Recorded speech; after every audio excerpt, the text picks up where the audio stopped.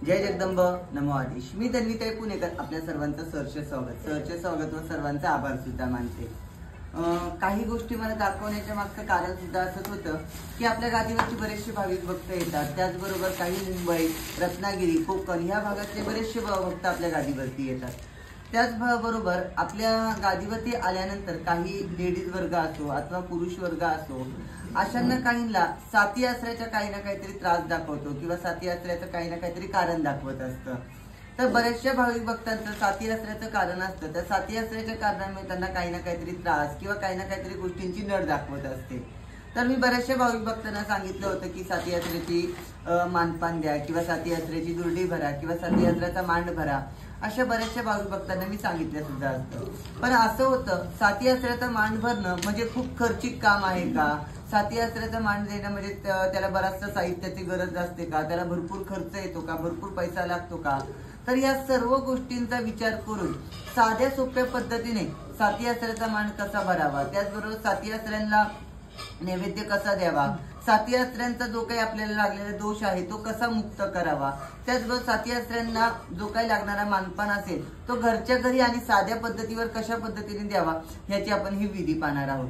आता असं वेळ आली की माझीच एक शिष्य म्हणजे आत्ताच गुरुदीक्षा झाली होती। गुरुदीक्षा झाल्यानंतर जवळपासच्याच आमच्या गावामध्येच असणाऱ्या साती आसऱ्याचा थोडासा त्यांना त्रास उद्भवला। माझ्या कोड्यामध्ये सुद्धा तो मी पाहिला, कौल लावून पाहिला, त्याच्यामध्ये साती आसऱ्याचा त्यांना दोष लागला होता। दोष म्हणजे कसा, तर बरेच वर्ष झालं घराच्या जवळच असणाऱ्या साती आसऱ्यांना त्यांचं पान फूल नैवेद्य वाहत होते। काही ना काही कार्याने साती आसऱ्याचं त्यांना काही ना काहीतरी गोष्टी कमी पडल्या, तर थोडंसं त्यांना साती आसऱ्याचा इथे कारण दिसलं होतं। तर त्याच पद्धतीने म्हटलं, बरेचसे भाविक भक्त आपल्या गादीवर येतात, त्यांनाही साती आसऱ्याचं कारण दिसतं, तर घरच्या घरी आणि साध्या पद्धतीवर साती आसऱ्याचा मांड कसा भरावा, साती आसऱ्याचं पूजन कसं करावं, त्यांचा मानपान कसा द्यावा हे दाखवण्यासाठी आपण हा छोटासा व्हिडिओ करत आहोत। तर चला पाहूया। साती आसऱ्याची आपण जेव्हा दुर्डी नैवेद्याची भरतो त्यावेळेला साती आसऱ्यासोबत म्हसोबाचं सुद्धा तिथे असणं गरजेचं आहे, कारण की म्हसोबा हा त्यांचा भाऊ मानला जातो। तर आपण सर्वप्रथम दुर्डीमध्ये खाली आपण भात घालून घ्यावा, बिगर मिठाचा केला तरी चालेल। त्यानंतर ही साती आसऱ्याच्या ज्या ओट्या आहेत या ओट्या प्रत्येक ह्याच्यामध्ये एक एक ओटी ठेवून घ्यायची आहे। अशा पद्धतीने 7 ओट्या त्या दुर्डीमध्ये भराव्यात। तुम्ही दुर्डी मोठी घेतली तरी चालेल। आता इथे आमचे ते अवेलेबल नव्हती, जे काही भाविक भक्त होते त्यांनी आपल्या इथे दुर्डी आणताना थोडी लहान आणली होती, मग तुम्ही मोठ्या जरी दुर्ड्या वापरल्यात तरी चालेल। त्याच्यामध्ये तुम्हाला ओटीमध्ये 7 नारळ, 7 पीस, 7 फळं, त्याचबरोबर खारी, खोबरं, सुपारी, बांगड्या त्या सर्व याच्यामध्ये टाकून घ्याव्यात। 2 पानाचा विडा टाकून घ्यावा।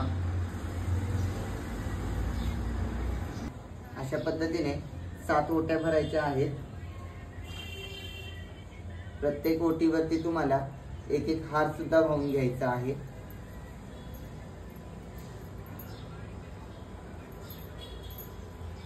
अशा पद्धतीने एक एक हार प्रत्येक ओटीला द्यायचा आहे।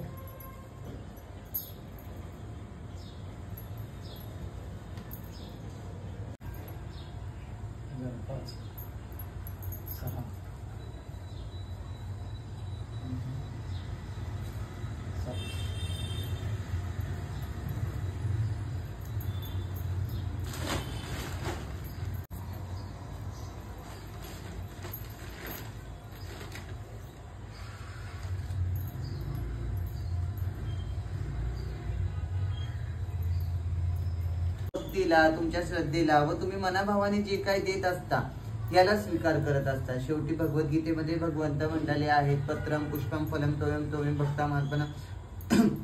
पहिली गोष्ट म्हणजे भक्तांनी जे काही अर्पण केलेलं असतं ते भगवंत स्वीकारत असतात, जगदंबा स्वीकारत असते। त्याच पद्धतीने साध्या भोळ्या पद्धतीने आपण नैवेद्य, हार, फूल, ओटी हे सर्व याच्यामध्ये भरून घेतलेलं आहे।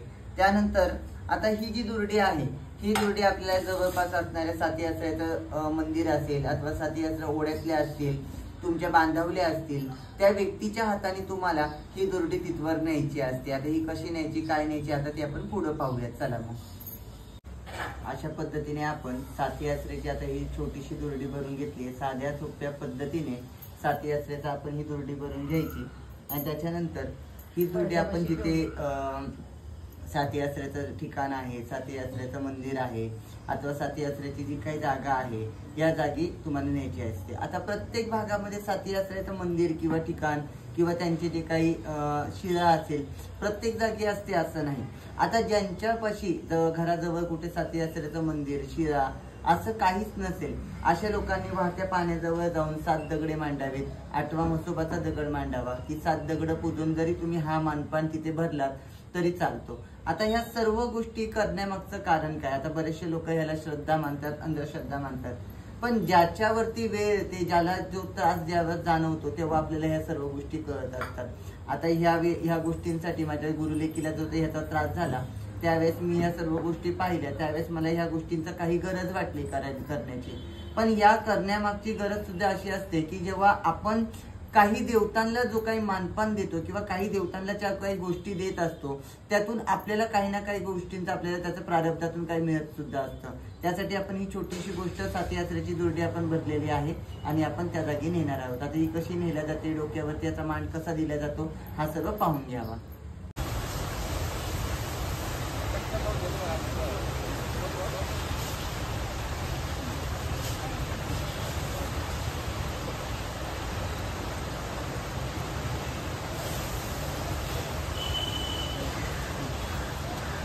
मध्ये वाटते